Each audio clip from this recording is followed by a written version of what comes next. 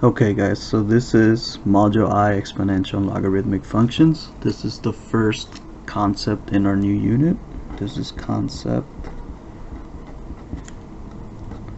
41, Graphing Exponential Functions.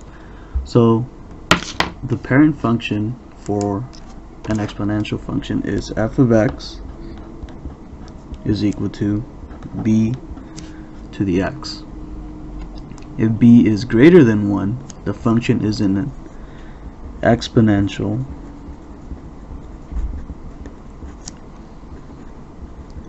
growth and it is increasing. If b is less than 1, the function is in exponential decay.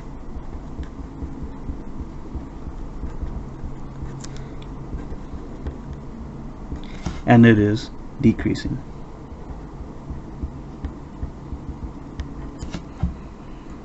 An asymptote is a line which the graph gets close to but it'll never cross. This is something we've previewed in the past, and now we're gonna officially define it.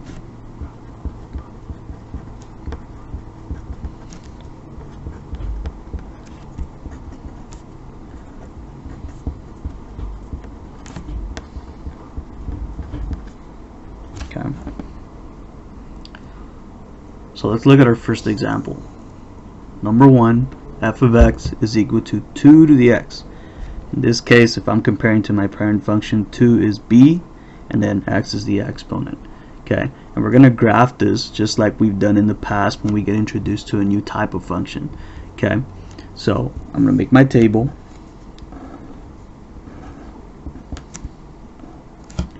And I'm going to plug in -2, -1, 0, 1, and 2. These are not random. These are just 4 values taken so I can see what the behavior is from the left of the y-axis and to the right of the y-axis. I can just get a general picture. Okay. Now, if you plug these in for your exponent here, okay, so 2 to the -2, 2 to the -1, 2 to the 0, 2 to the 1, and 2 to the 2, you're going to get the following values. 0.25 or a fourth, 1 over 4. 0.5 or 1/2, 1, 2, and 4. Okay. Now you can verify in your graphing calculator, but the way this looks, we're going to plot some points now. I'm going to use blue here. So for -2, I got 0.25, so somewhere there. Okay. -1, I got 0.5 there. 0, I got 1 there. And then 1, when x is 1, I got y is equal to 2. And then when x is equal to 2, I got y is equal to 4. So that's what the points here they're going to guide me to what this graph looks like, and you're going to connect them. Okay, and it looks something like this. Okay, now I didn't touch the x-axis here. Okay, if you keep plugging in values for x into the negative side, okay, so -3, -4, -5, and so on, you're going to see that your y just keeps getting closer and closer to 0, but it's never going to cross. Okay, and that's our definition of the asymptote. Okay, a line which the graph never crosses. So my asymptote here is y is equal to 0. From our table, we see that the y-intercept was here at y is equal to 1. Okay, or 0, 1. Okay, and point notation there. As x goes to infinity, going this way, we see that f of x, or my y's, are just going to keep going up. So f of x goes to infinity. As x goes to -infinity, going this side, we see that this function is going to keep getting closer and closer and closer to y is equal to 0, but it's never going to cross. Okay, but we can say that f of x approaches 0. My domain, of course, I can evaluate all x's, so it's all real numbers. Okay, and then my range, we already said it's not going to cross 0, but I have all y values greater than 0. So my range is all y's greater than 0.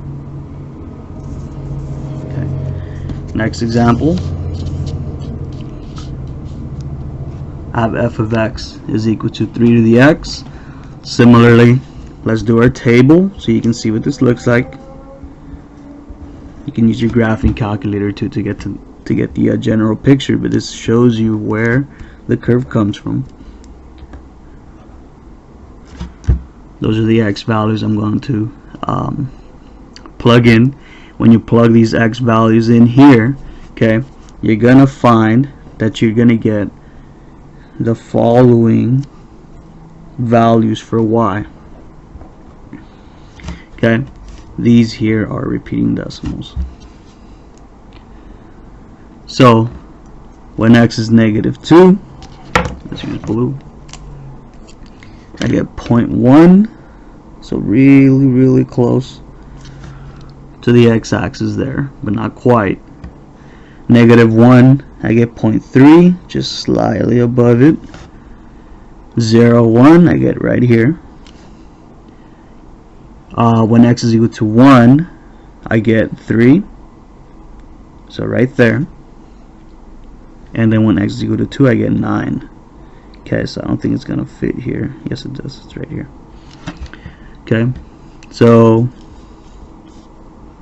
carefully draw in your curve here. Okay, it's gonna get closer and closer to the y, to the x-axis, but it's never gonna cross. Okay, so my asymptote here is still the same thing. Y is equal to 0.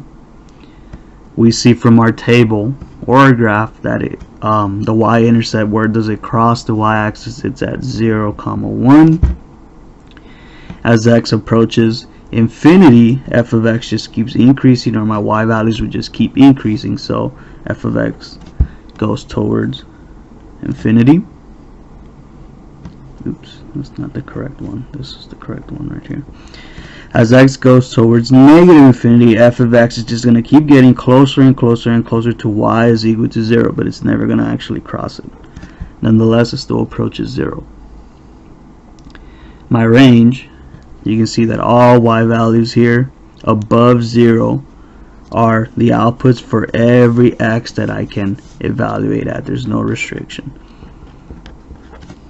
So my domain and range are similar in this case. Okay, next page.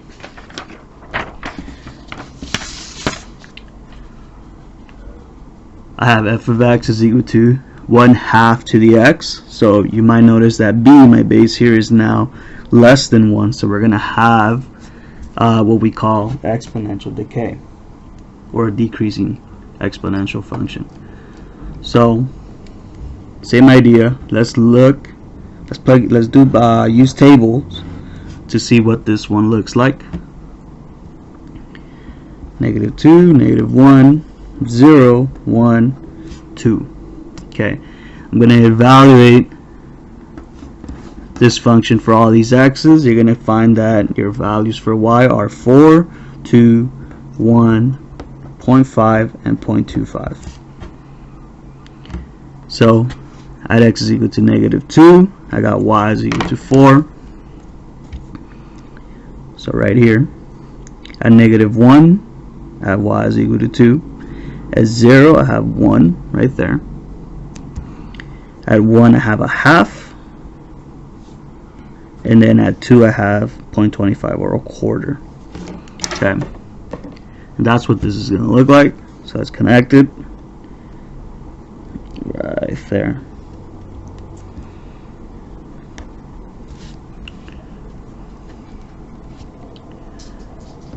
My asymptote is y is equal to 0, the horizontal line.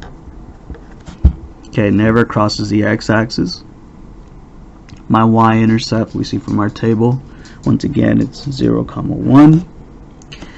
As x goes towards positive infinity, f of x approaches y is equal to 0, or approaches 0. As x goes towards negative infinity, okay, f of x goes upwards towards infinity. My range, okay, what values are possible for y here? As you'll see, you can keep plugging in x is greater than 2, and you'll see that y is going to keep getting closer and closer to 0, but it's never going to actually cross. But you can see that all values, as x gets smaller, you're going to keep getting bigger y values. So my range is all y's greater than 0, and my domain, there's no restriction to x. It's all real numbers.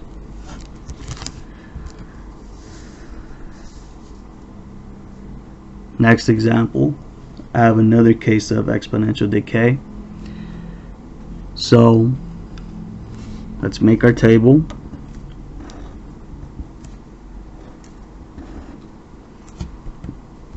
-2, -1, 0, 1, 2.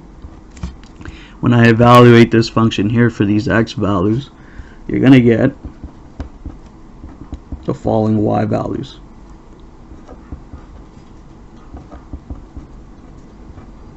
Okay.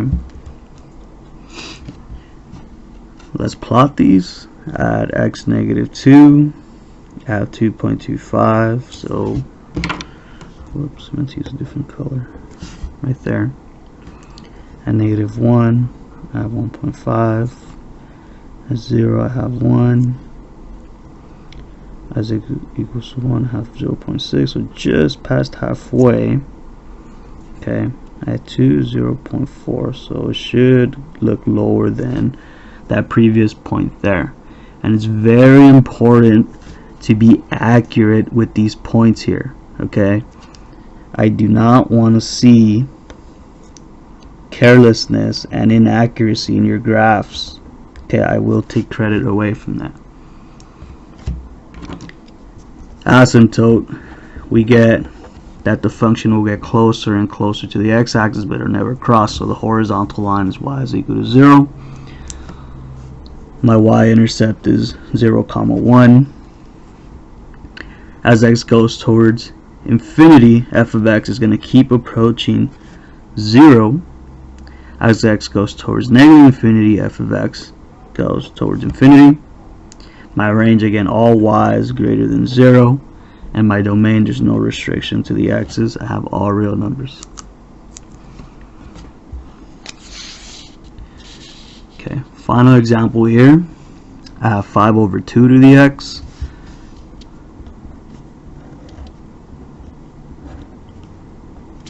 Create your table. I'm going to evaluate -2, -1, 0, 1, 2. Add 0.16, 0.4, 1, 2.5, 6.25. Again, I'm getting these values when you plug these in here. Use your calculator to verify these. So let's plot them. At x is equal to -2. I get 0.16, so that's very close there.